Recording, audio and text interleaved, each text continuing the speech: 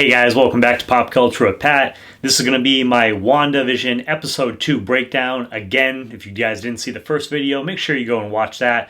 But also, there will be some spoilers in this video, so if you haven't seen the episodes, make sure to go check them out on Disney Plus and then come back here. Also, if you guys are new to the channel, make sure to hit that subscribe button as well as the bell button next to it, just so that way you get notifications for all my new videos. I'm going to be doing episode reviews and breakdowns for the whole WandaVision series, so make sure you do that so that way you get notified. But without further ado, let's go ahead and get into the episode.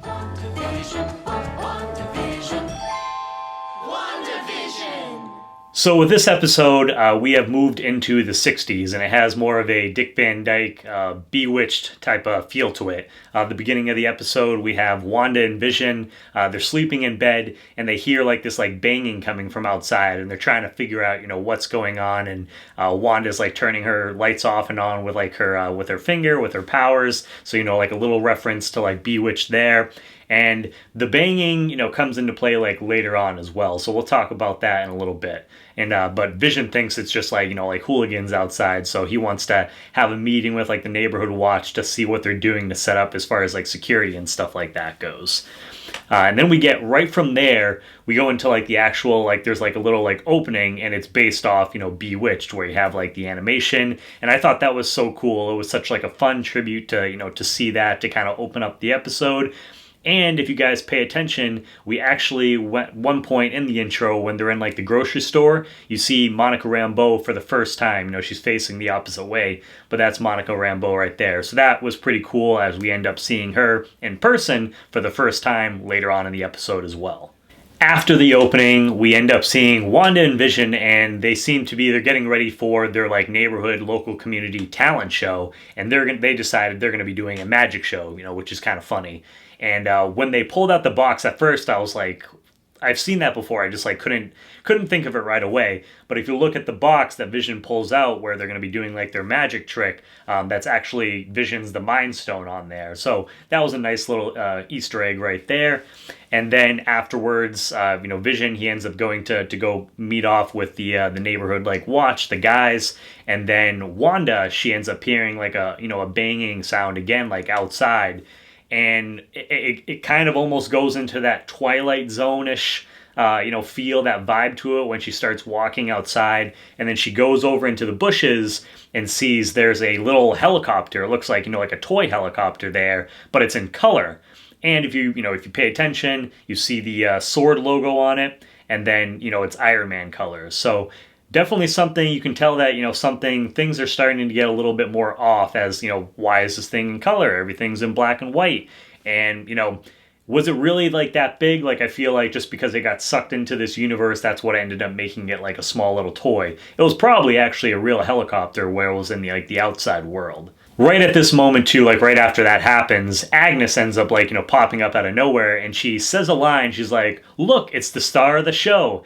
Afterwards, she shows like she has like a bunny rabbit that she's giving to Wanda, but I definitely think that line has a little bit more, meaning behind it, as, Wanda, she's the star of the show. She's the one who's controlling everything. So it's just another hint that, Agnes, she definitely knows more than what she's leading on. And right now it doesn't seem like Wanda knows, but as like an audience member, it's like, yeah, there's definitely something weird going on with you, as I mentioned kind of in my episode 1 review of the series. So Agnes ends up meeting up with Wanda because they're going over to meet up with Dottie, who is basically like the head person that's in charge of almost like everything, it seems like, in this like local community, this neighborhood. She's explaining to Wanda, and she's like, oh, you want to make sure to get in with her because she kind of controls everything, which, makes me lead to believe that she has to be maybe like an important character later on in the series, just where everything kind of runs through her. And she has a line, like, once they get to, like, her house and they're discussing kind of the plans for the talent show and stuff like that. She says, "The devil is in the details," or something like that. I'm just paraphrasing her. But she says that line, and that I definitely think is, like, an Easter egg reference to Mephisto, who I think we're probably going to see in some shape or form, or at least more references in this series, because he plays a big part in Wanda's, her kids' like backstories. So definitely, I think, an Easter egg to him right there. At the meeting where, we have all these like ladies talking about, like the talent show and different things kind of like going on, we also get to meet Monica Rambeau for the first time in person, I should say. But when we meet her, she says to Wanda, she is like, she goes by Geraldine, not Monica Rambeau yet. And she has a line where she says, yo, I have honestly no idea what I'm doing here. And so I think it's one of those situations where she tried getting into, to help out like Wanda, or she got like sucked in. I've seen like a theory that, which I think actually, could possibly be true, is that Monica could have been the person that was in that helicopter that we saw in the bush earlier on in the episode that had the sword, logo on it. So she could have been in there, and she got sucked into the show, or sucked into this like universe. And when she got sucked in, basically she doesn't remember kind of like what's going on or like who she is. After this, we cut to Vision. He, like I said, he's going to meet up with kind of the neighborhood, like watch these like, these group of like guys, some of the people from like, like his work and stuff like that. And, he's like, oh, what are we doing for like security measures? Are we doing all this thing? And they're kind of like, yeah, we're not that serious, dude. But, eventually they start kind of like joking around, making like communist jokes and stuff like that. Cause where this is in like, the 50s and 60s. And then, there's another joke about Vision, not eating food. And he quickly is like, oh, like I just don't eat food in between me eating meals. And he ends up having a piece of gum. And it's funny because like we actually get to see the gum, go down, and it has like a smiley face and everything. And, it ends up like getting his like insides like all messed up. And so throughout the rest of the episode, he's pretty messed up. He almost like as if he's like drunk. So he does some pretty funny things like later on as far as like that goes. We cut back to, afterwards we see Wanda, and she's with Dottie, and I guess she's like helping her like clean up like after the little get together that they had. And we have like this little confrontation between the two characters, and Dottie says something like, oh, I've heard about you and your husband.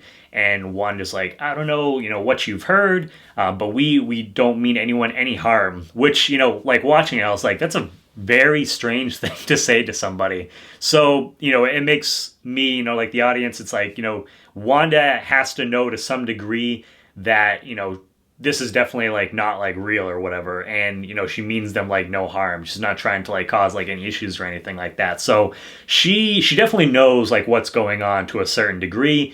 And then from there, we end up all of a sudden, like, there's like a little like radio next to them, and we hear that start like crackling, and actually you can hear like the song, it's like, help me Ron, help me Ron. And then you hear Randall Park's voice, him come through the radio as, Sword, I think, is trying to get through to Wanda, and he's like, Wanda, are you okay? Like, who is doing this to you? And you can see that she's kind of like, she's like freaking out because she thinks she's losing control again, almost similar to what happened in episode 1.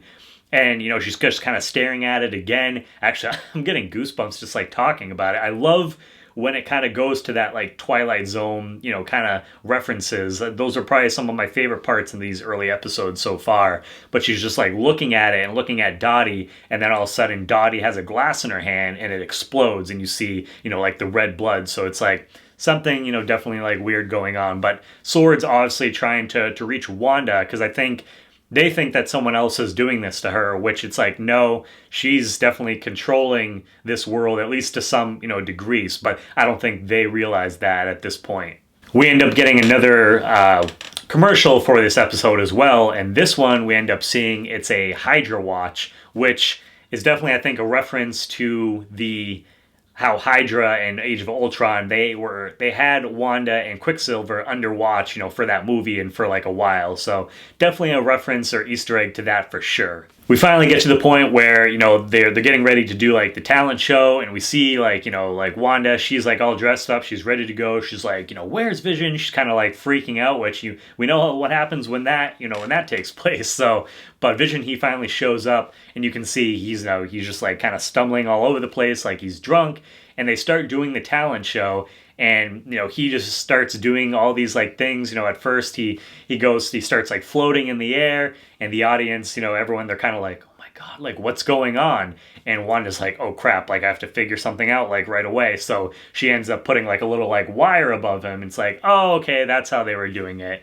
and then he goes to like pick up a piano, and Wanda makes it so it's like a cardboard, like cutout of like a piano. So he keeps doing things almost to reveal their powers to everyone like in the neighborhood, and she's like has to think quick on her feet to try and figure out so that way everyone's just like, oh, it's just like it's just like a typical like magic show.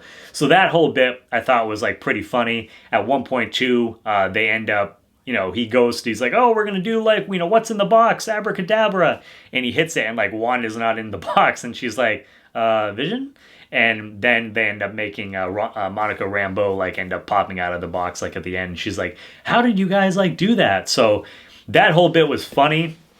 One of the things that during like the talent show, we again hear, for the children, like everyone in like the crowd, they keep saying for the children. And that's a big theme throughout this episode. And we see by the end of the episode, like why, because by the end, Wanda is like pregnant. It looks like she's like, like several months like pregnant, like already. But the way they say it almost comes off as like kind of as if they're like a cult, which is definitely like interesting. I wonder if that's just the way they set it up, or if there's a reason why it sounds like it's going to be like a cult. But I thought, that was cool, and we get the payoff at the end, seeing, Wanda is pregnant with her two kids. Finally, at basically the end of the episode, we have Wanda and Vision. They're in, back inside their house after like the talent show and everything.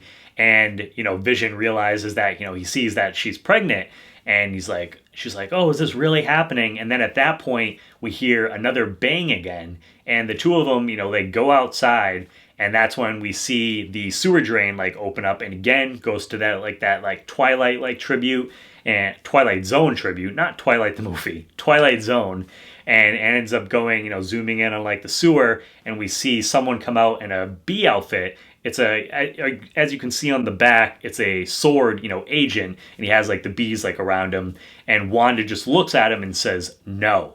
And that was such a cool moment. I can't, just a hint of what's to come in the future of the show. But when she does that, we see that she can, basically reset time. So she rewinds things to like, a few, like 30 seconds, like a minute, like previous.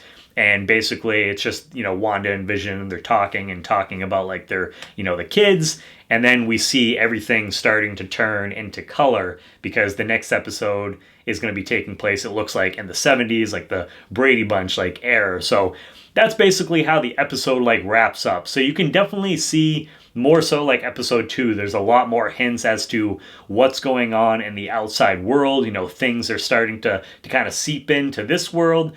So it's the mystery, like little pieces are definitely starting to come together, and it's just so fun watching and looking for all those little Easter eggs and stuff like that. So again, like I kind of mentioned, like in my first like episode review, I really, even just watching these for just at the very basic level, like the sitcom, just enjoying them as the sitcoms kind of that they're paying tribute to, I had a lot of fun with these. But also as a Marvel fan, it was cool just to see all the little Easter eggs and, hints and stuff like that of what's to come in like the future, episodes of this series. So I'm really excited.